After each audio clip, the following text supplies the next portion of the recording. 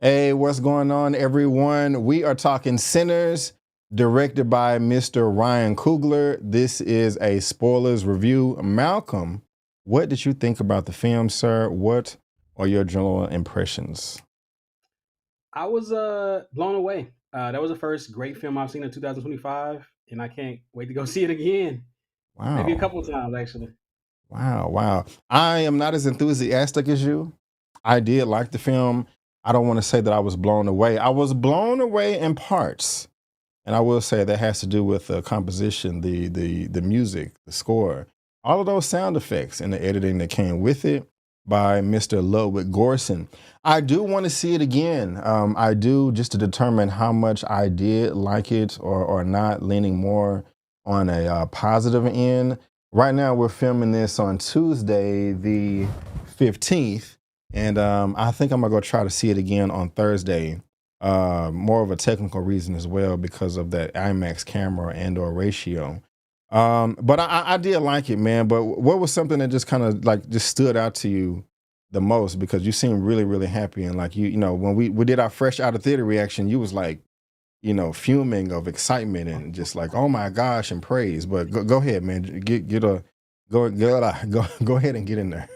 Yeah, I mean, I love Coogler anyway, so I'm optimistic about him. I've been watching him since the early days when he was making short films. So I was always super excited about his films, and so I expected. I didn't know anything about this. I thought it was gonna be a vampire film, but I wasn't quite sure. I thought it was gonna be a period piece, but but him and Michael B. Jordan make magic. So I wanted to see what was going on, and they didn't fail at all to me.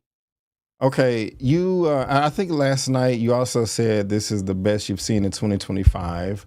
I won't disagree with you there. There hasn't been much competition, but out of the five movies that Coogler has put together, we have Creed 1, both the Black Panther films, this, Sinners, and Fruitville Station. Could you don't have to rank it right now, but is this the best out of the five, or where are you at on that? I'm just kind of curious. It's top three for sure. I Okay. think it's the most complete. It has the least amount of holes in it. I mean, it just the sound, the score, the cinematography. I think him and Michael B. Jordan are coming into their own right now, and it's beautiful to see that right now. Like this is like the Shaq and Kobe of filmmaking right now. I love it. Wow, that's what's up. I'm not mad at you for that right there. And again, guys, we're talking spoilers. We're gonna spoil this up, down, left, right, in and out as if you've seen it. So that is your warning. Go watch the movie. It is worth it. So again, spoilers, and you can spoil in the comment section as well. I like this. I mean, I'm just gonna get to it. I like this movie more for technical reasons. The way it was shot, the cinematography, and I said the music, but I really wasn't that pleased with the story. I thought it could have been stronger. We have these brothers, Michael B. Jordan and Michael B. Jordan, Smoke and Stack, Stack and Smoke. And I like their characters. They were cool. It was entertaining to watch them, to kind of see the similarities between them, and their differences. I think Smoke had the blue hat or represented blue, and Stack was red. But for them just to want to come down from Chicago and throw a party and organize that in one night, I just thought that I was going to get something more than that. And I guess that would have been fine, but the setup, it really took a long time for them to get, to the nitty gritty when they were at the juke joint and it was going down and the vampires did pop up. As we're going around all of these cotton fields, as he's, recruiting each of these characters for various jobs for this party, a lot of it was kind of dull to me and drug. And like I said, as we're getting to know them, I really wasn't excited about it.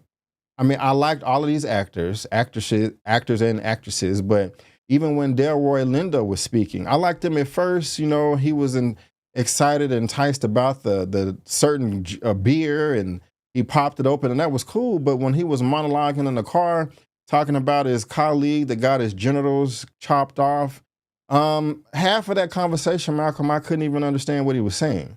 So it was really hard for me to connect.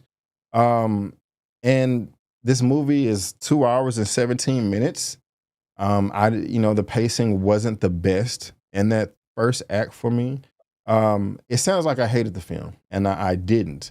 But I have to be honest with you, when you have a cast like this, and just black people, 95% black, in front of the camera and behind the camera, I'm gonna get excited. My expectations are gonna be high, and I want this to be some of the best things I've ever seen.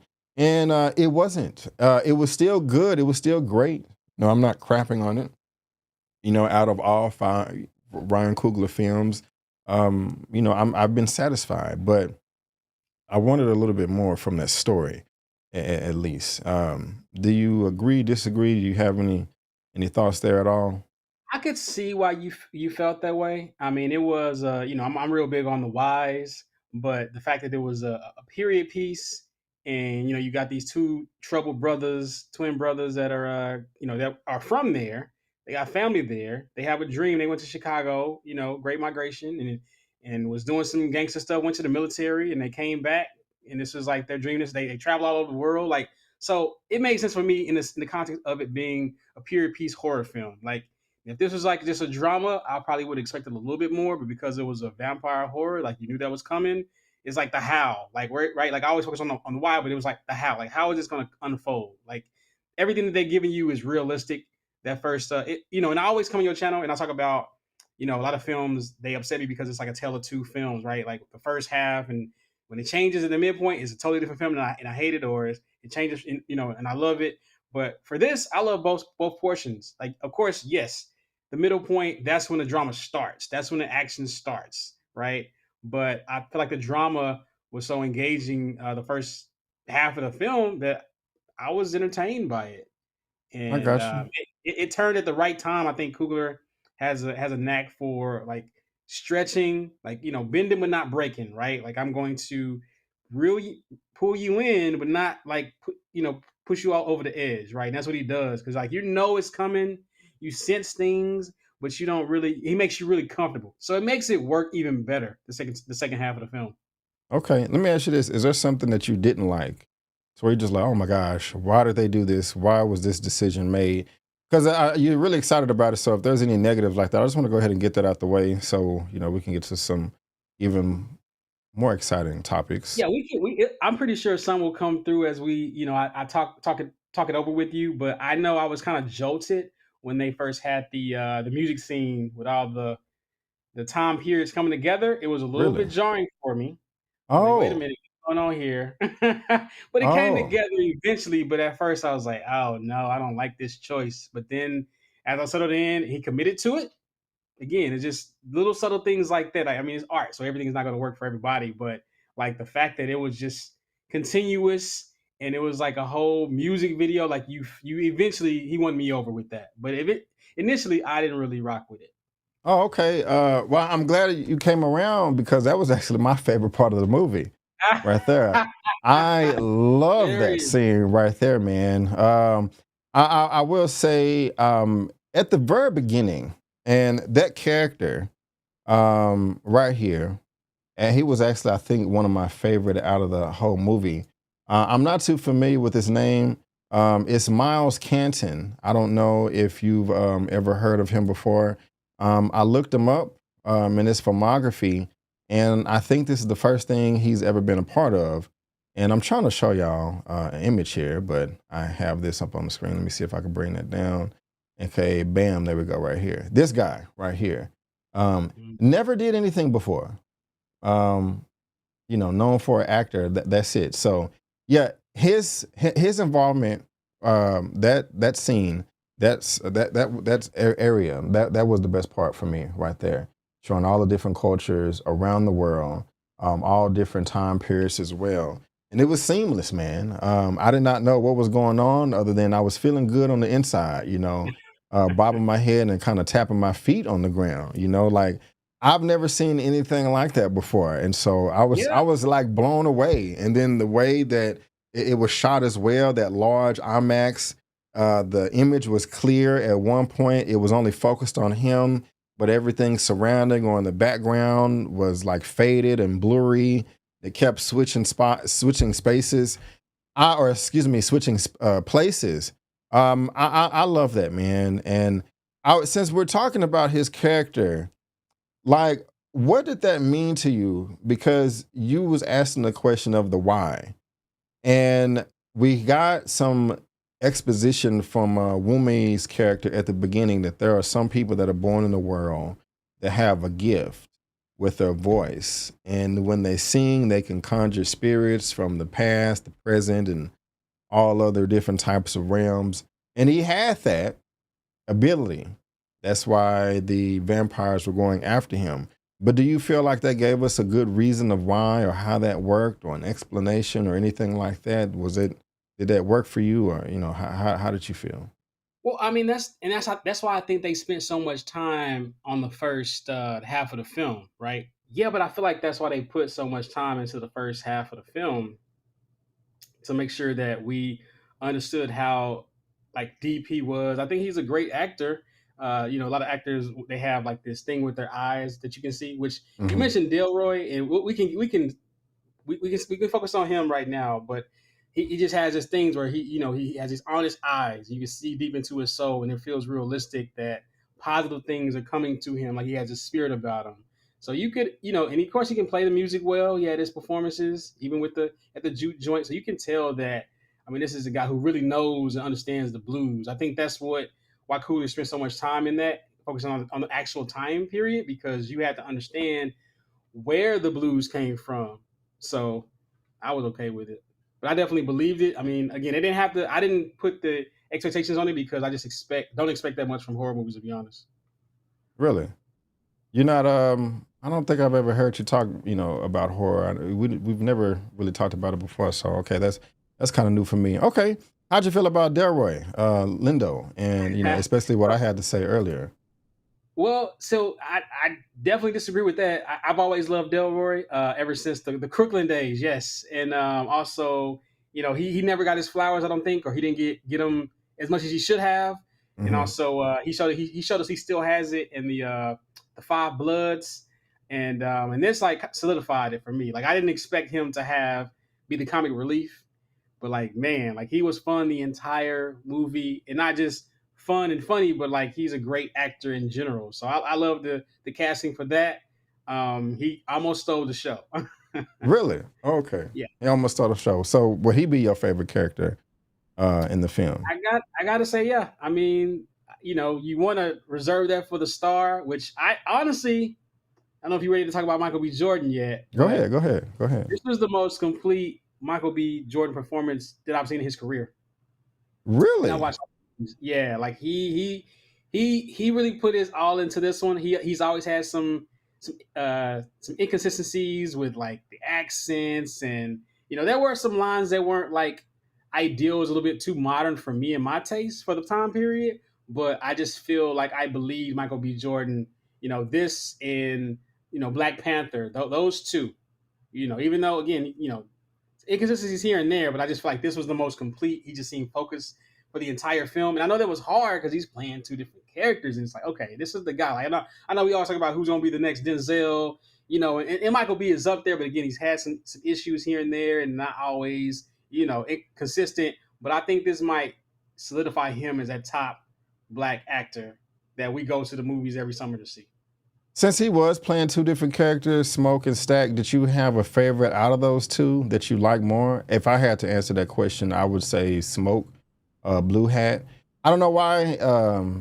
He just seemed he resonated more with me. But what say you? Did you have a favorite out of the two, or one and the same? Um, it kind of switched honestly. Like I, the first half of the film, you connect with Bluehead, which is was Smoke, right? Yeah, yes. Blue Smoke was And then blue.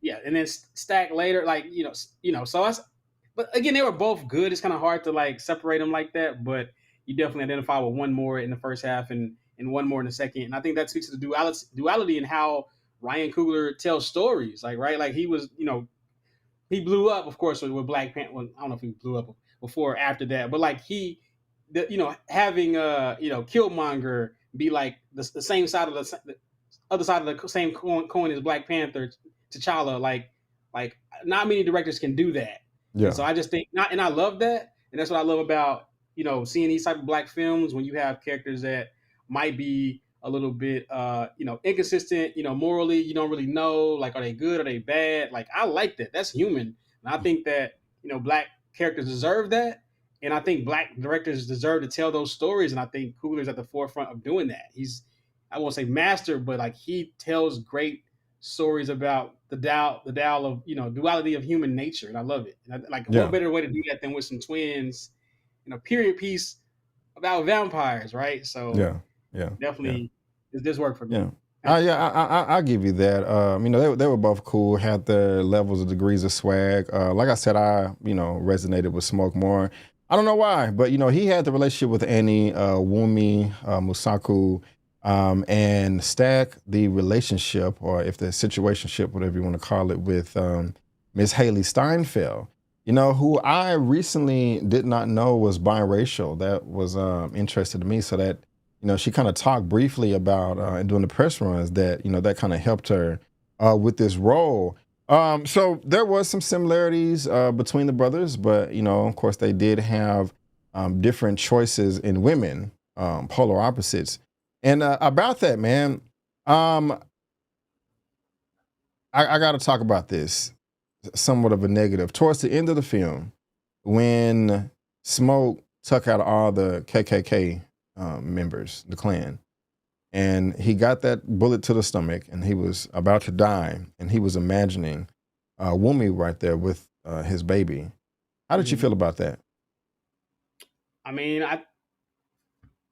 I think that Ryan Coogler buttoned up every loose button here. Like, he was dying. I mean, it just was a thing to see him see it all come full circle, and he got what he wanted. It wasn't, of course, they weren't all alive, but he got what he wanted. So I was happy for that. I mean, it worked for me. Oh, You didn't okay, like it? okay. I didn't, but to be honest with you, hearing you talk about it is making me look at it in a different perspective and appreciate it a little bit more.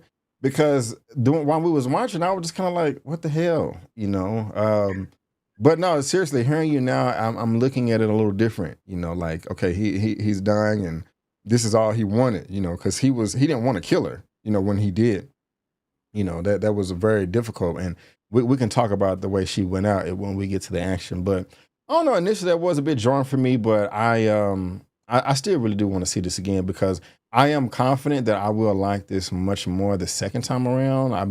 My expectations may have been a little off, and I'll be able to, you know the intro, the first act will be a bit more palatable to me, because I know what's coming. But yeah, man, before we hit record, man, you was like, "B, I got these notes, man. Like, what you got written down over there, man, that you excited about? Because I know you got some stuff." I mean, I've been, just check boxes here and there. Like, I'll make sure I want to talk about Delroy and what he did, of course, and of course, Michael B. I think this is, again, the most complete performance he's ever played in as a role. Um, Again, the only thing that really didn't work for me a lot of times was like the language got a little bit too modern. I was like, like, I think Michael B. Jordan said something about you gonna take this pimping. I'm like, I get it. There are pimps in the Yeah. 1920s, but we don't connect pimping with the 1920s. So it's like, what's going on? Um, Do you have any feelings about how he actually organized the event all in one evening? Like, hey, I need 100 pounds of 100 pieces of fish. I need you to cook. I need you to go out the door. I need you to do this. I need you to do that. How did that flow for you? Is I that mean, I was rooting for him. I wanted to see the juke joint. I mean, this is a dream. You go travel the world and you go other places, military school. You come back and you want to do something for your city. Like, a lot of us have been in that position, right? And so you have a goal. You're gonna do it no matter what, And you seeing all the characters and everyone that you love around, and they gonna be at the same place. Like, yeah, I was happy for it. I got you. Yeah. So my favorite part, I said it earlier when Sammy started to sing, and he actually conjured the vampires. But when he popped up, Remick, when he popped up, just popped out of nowhere and was getting burnt from the sun. I don't know what musical instrument it was, but it was powerful. Just coming down like thunder, doom, doom. May have been a guitar or something like that. I don't know. But I was just like, this is what I'm talking about right here. I was feeling something in a movie that I have not felt in a long time. And that was just like a good amount of suspense of like, oh, you're really revving up the engine right now. What is about to happen? I loved Right. everything about the vampires, just how cold they were, even the bits of comedy when they were standing outside of the juke joint playing the song with the guitar and the little banjo, whatever, going on. That was funny. That Yeah. was funny. And combining comedy, and when you have serious moments and tones of this nature, it's quite difficult. But I thought they pulled it off. But the introduction to this character right here, and the red eyes was beautiful. On top of that, E-Man brought this up in our round one spoilers review. The Native American vampire hunters. Wow. That is something that I want to see more of as well. Like, hey man, we're chasing this character right here. He is not what he seems. Is he in your house? Because if so, you're effed and you need to get out. Like, bro, what's going on? You know what I'm saying? Can we see what that's about right there? So that was a really interesting piece of lore right there, to where I was just like, okay, this is I'm effing with this right here. You know, the beginning was a bit like, oh, okay, where we going? But you know, hey, it's going down, man. I was thinking about Dust Till Dawn, a whole bunch of stuff. You know, what say you, sir? Yeah, you brought that up. Like I said, I'm scattered with my notes, so that's why I can't just like this because it's like, what was I talking about? It's one word here, but anyway, yeah, vampirism in the place of oppression, right? Like that was a very interesting take, and only someone like Ryan Coogler could do something like this. Like, this is like the vampire movie that I've been waiting for, but I didn't know that I needed to see. Right? Like I said, Yeah, I love horror, um, and this is a high budget horror.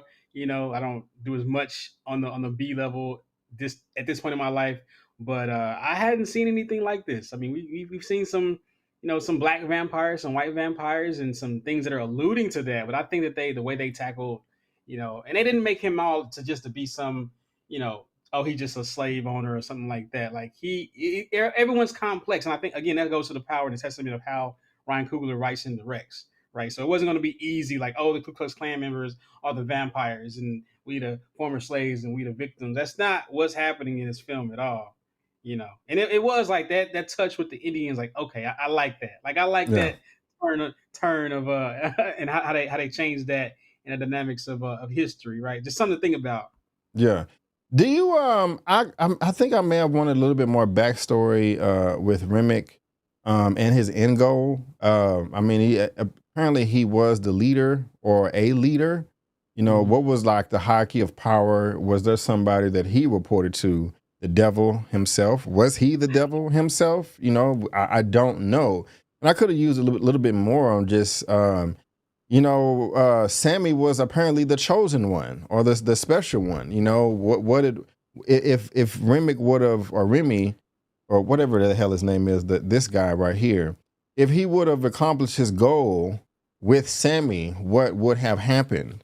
You know, and we saw that, hey, you know, when you harm this vampire, it harms all the rest. You know, so they could have dived in a little bit more with that right there. And I'm just speaking. I'm just thinking about this as well. When they gave the discount of the drinks at the very beginning, it was like, oh, it's 50 cents for this drink, and it was like, well, I got 30 cents. Well, here goes three or two wooden nickels, and they went back and had a conversation. I felt like they was back there talking too long, like about this one little incident. It was like wasted screen time to me, and that happened a few times. You know, like a lot in the first act. Could be tripping. That's just how I feel. That's just my opinion. But I just have to express, you know, how I felt about the movie as a Yeah. whole. Um, what about the Asian lady? How did you like her, if at all, and her relationship with her husband? You know, one was turned, and you know, hey babe, I got the car revved up outside. You know, come on out here. You know, I did like the rules that they set up, that you know, and it was really easy to understand. Of hey, I guess we have to be invited into Right. That's an how vampires establishment. You know, normally work. so you know, the Asian lady, she had to deal with all that as well. How did you feel about her, if anything Yeah, at I all? mean, again, I think he tied it up, and I figured that might happen. Just kind of when he left, and I was like, man, like and I love that when directors like, we've been watching movies. Movies are hundred plus years old now at this point. It's like so we know what might happen. You know what I mean? But you flip it on us, And you could tell like when he left, he was such a nice guy, right? They have such a great relationship, great family. They volunteered to help these nice black folk out. Didn't have to do that, you know what I'm saying? They were always helpful throughout the film.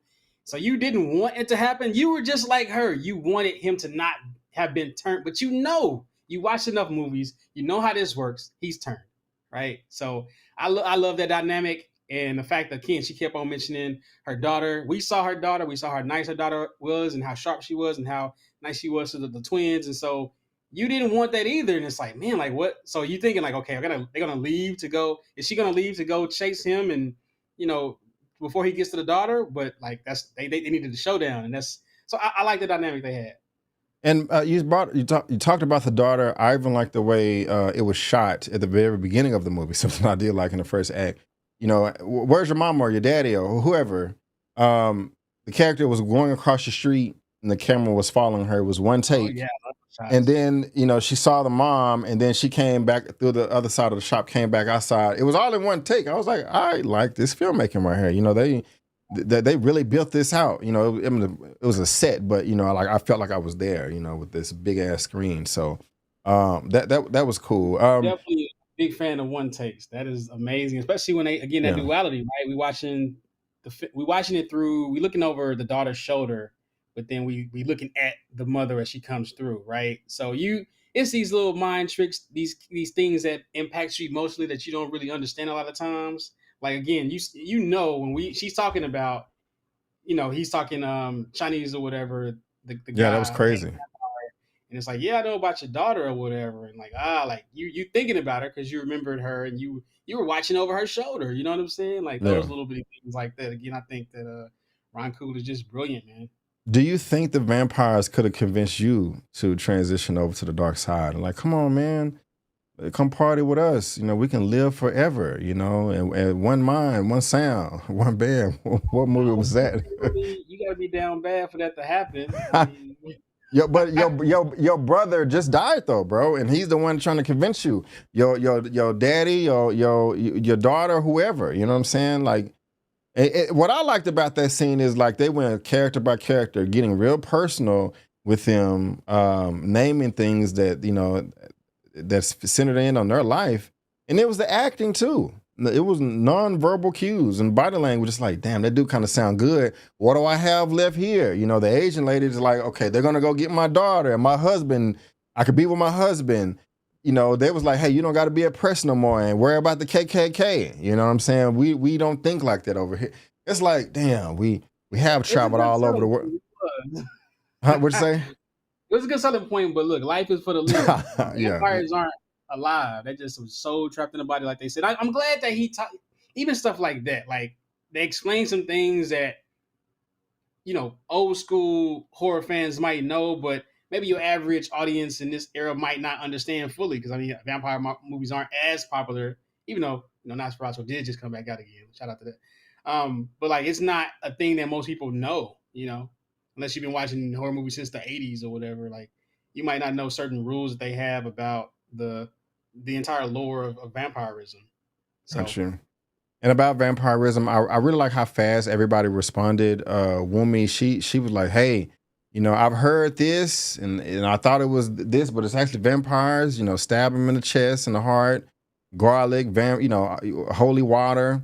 That was cool. Like process of elimination. Hey, let's all stand in a circle and eat some garlic. And whoever don't want to eat, I'm gonna shoot you in the face.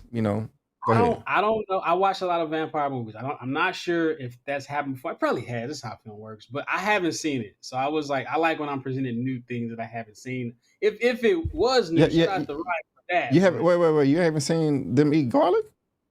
no, like they'll put like have a garlic gun or spread garlic, but like have them sit in a circle and eat garlic. I haven't seen that before. Oh, I see what you're saying. Okay, yeah, yeah. I haven't seen that either. So that was cool, man. And even like the reveal of they thought old boy was bit or turned, and they put him outside. And when he woke up, old dude ran in there. I liked all that, man. I feel bad. I like Jamie Lawson.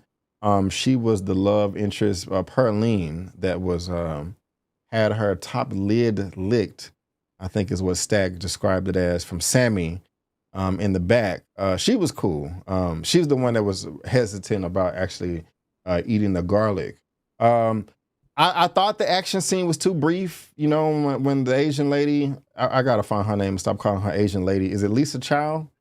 I think so. Yeah, I think it's her real name is Helena Hu, Lisa Chow. She was like, you know, she invited them in. It was a fight. You know, they was doing the action. I thought that was too brief.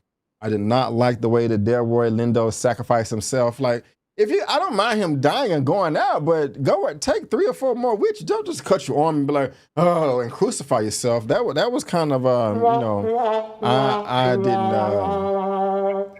I didn't like that. What say you, sir? What say you? Again, like it's tragic because that was our. I think it's gonna be most people's favorite character, but like you root for that. Like Delta you're Slim. yes, you're a good guy. Everybody love you. Everybody love your stories. This is a story about the blues. You know what I'm saying? He was the blues man of the story, right? So you didn't want it to happen, but you expected it and you applauded it when it did happen. So I was okay with that too. Yeah, matter of fact, shout out to E-Man. With E-Man's movie reviews, he was able to participate in the Africa Roundtable, and he asked Delroy Lindo a very nice question, and he talked about that scene. Y'all check out that interview right there. I think y'all will really enjoy that right there. But yeah, I thought it was too brief. You know, I'm like the beginning kind of dragged. Then we got to the good stuff that kind of just fast forwarded through. Um, One thing I did not like, Malcolm, is when we did our out of theater reaction, and I said multiple endings. The ending was fine. Of course, I'm always gonna be here for somebody, especially a Black American, ADOS, FBA, Native Black American, whatever, taking out some evil white supremacist KKK members with grenades and Tommy guns or assault rifles. Beautiful, beautiful. Yes, I loved all that right there. That was one of the best parts of the movie.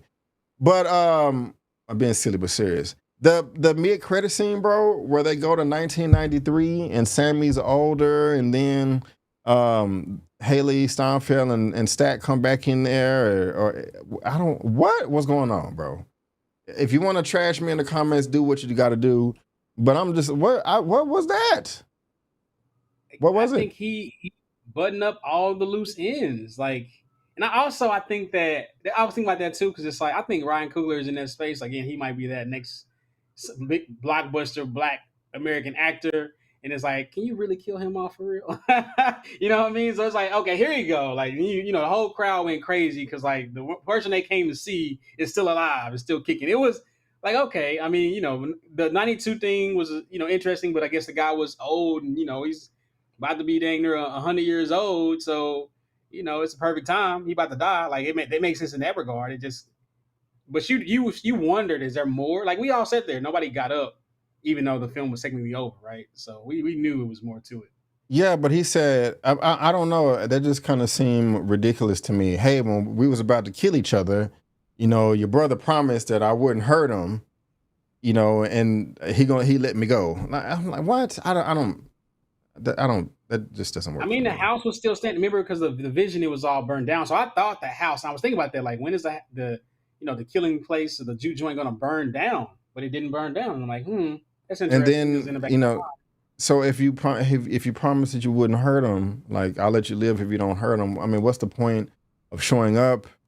Just like, hey, I'm still here, spying on you for no reason with my girl over yeah, here. Like, I I wonder just, because he when he killed the main vampire, the other ones died. So like, what exactly happened? Well, I guess they was in the sun. That's what happened. That's what happened. So he was in the house, no sunlight. So he survived. And I guess the woman ran off into the woods, which I'm not sure when that happened. But yeah, I mean, it wasn't perfect, but it was it happened. It was a pothole that was closed up. That was the only thing I didn't like about that is like the girl just randomly ran away from the group. Like, why did she do that? yeah, I got you, man. What are your final thoughts, if anything at all, sir? Well, I mean, again, I think that this is even though it's a blues movie, it's a jazz movie too. Like he has so many elements. It's a period piece. There's comedy in there. There's horror in there. There's drama in there. You know what I'm saying? There's stuff about race relations in there. All the races and there's real history in there. Laid in there. there's reimaginings of history going on, and I think it's like music is like the resistance, right? But it's also something that people can like try to take advantage of, right? Again, it's like the duality, moral ambiguity. Of course, a lot of faith things going on in there. Black folk, we've always been a very faithful, religious folk people. Everyone had a redemption arc. Like it was just a lot going on. It's a great story to me. I'm just trying to see if I missed out on any of my notes. Yeah, let me ask But y'all. So there's like the beginning and the end. Like when Sammy, we didn't know what was going on. He showed up at his father's church, and they had a few flashes with loud noises and sounds. Then it went back, but then at the end of the movie, he showed back up at the church with the guitar. You have any thoughts there, or any other Well, ones? first of all, I was excited when it first happened because I saw that triangle church. Now that's not. I don't think that's normal, but in horror movies, it's a thing. Shout out to Midsummer. Like it means something is Oh, going to be flipped around. So I was excited when I saw that for sure, and I was like, "Oh, this is going to be a fun ride." But yeah, I mean, well. again, what did you have a problem with it or what? Like, Um, I don't know. I just thought it was interesting. They could have dived into it a little bit more. Also, I reacted that way because Midsummer was one of the worst experiences I've ever had in the theater. That movie freaked me the hell out. That haunted me for months afterwards. But anyway, um, hilarious. I didn't know if it had any deeper meaning to it. Because they focused on it so much at the very beginning of the movie and also towards the very end, with it being parallel with the other scenes. So, I was just kind of like, is there I something mean, more here that I'm missing? So I'm just kind of curious. I think it was just father son religious and church music, non-church heathen music. Just again that duality. So Gotcha. I didn't look that too deeply into it. I'm gonna see But this I know movie you. again. Yeah, you should. Everybody Yeah, should actually. Like I highly recommend this one. This is a movie going experience, especially if you can watch it in IMAX with a bunch of black folk. This is a fun ride. I mean, this is why you go to the movies, honestly. that's And I what's know you up. didn't love the first half of the film, but I actually love the fact that Coogler let us like rest in the story, in the time period, get to know these people, get immersed in what was going on. Like everyone, you knew who they were. Even though you knew something was going on with those twins, you still rooted for them. You still rooted for this to be a success, right? And you had to get into that place, even though it was some comedic elements, it was some drama, a lot of sexual tension going on in the film. Like you still you rooted for all of them, even though they were like everyone had different sides and complex narratives, things behind them. So to me, I never got bored the first half of the film. I know you probably did. So Malcolm, the way you sounded to me, you getting me excited to see it again the second time. I wasn't. I had my rest. I took my nap before I saw it, but I don't know. Maybe I wasn't in the right headspace. Out of a 1 out of 10, I'm giving it a 7. What would you give it out of a 1 out of 10? This is at least a 9. It could be a nine Oh, point five. I'm gonna watch it again for sure, but it's at least a 9. Like I think it's a wow. great film. I'm just being Okay. hard on the film, even at a 9, and but I want to make sure, But it's funny because I didn't know anything about this film. I'm just a fan of Coogler. Especially a fan of Coogler and Michael B. Jordan working together. Like I said, that's Shaq and Kobe for our generation. So I was optimistic, but I didn't really know much and I didn't hear much, and so I was like, well, it could be just a blimp on both of their careers, but no, like they exceeded my expectations. That's what's up, man. I like Great it. score, like different types of music all throughout. Like man, it was a lot of risky things that he did, but again, everything buttoned up. Even though we might have had some questions at the end about some things, I just feel like everything was answered and it was satisfying enough. Like I wasn't like, oh, I didn't like that. It just it just a few things here and there. It wasn't perfect, but it was so good it didn't really even matter. Okay. Well, It's pretty much why you go to the movies, and it's things being sold up at the very end is what the audience has asked for. So again, I highly recommend the film. right on. I highly recommend it too. So I give it a 7. Malcolm gives it at least a 9, maybe a 9.5. If you were to look on Rotten Tomatoes right now, this is Tuesday, the 15th at 7 p.m. It says 73 reviews, 99%. So yeah, somebody didn't like it. It was at 100%. And that's interesting. So you liked the movie more than me. E-Man liked it more than me. Chris with 3C Films liked the movie more than me. Those are the only people I've talked to so far. So that's what's up. And you usually rate things lower than I do, I think, on Yeah, average. that's. So, this is interesting. I'm a tough critic, man. So Yeah, you know, yeah. I'm a hard sell, but again, I do have a bias towards Ryan Coogler. I think Okay, he's a okay, voice of a generation. Honestly, okay. Well, bias. y'all, yeah, if y'all loved our energy, y'all follow us on social media. Our handles are on the screen. You can also get Malcolm right here on Threads. Go ahead and give him a follow. On And Blue Sky, I don't post as much on there, but okay, Threads, there you Blue Sky. go. Blue Yeah. Sky as well. And make sure you subscribe to my channel. I got a lot of things cooking in the kitchen as well. So, guys, we would just want to thank you so much for tuning in. And before you go, don't forget that I'm B. Avery. That's Malcolm, and that's just our opinion. Peace out, and we'll see you next time. Subscribe, subscribe, subscribe, subscribe, subscribe, subscribe, subscribe, subscribe, subscribe, subscribe.